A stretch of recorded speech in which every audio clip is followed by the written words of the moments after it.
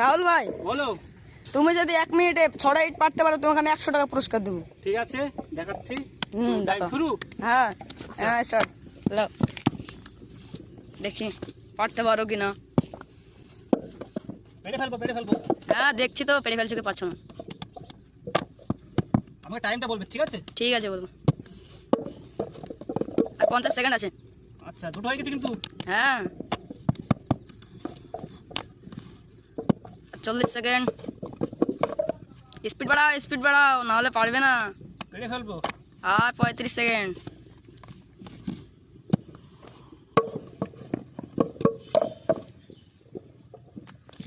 আর 25 second.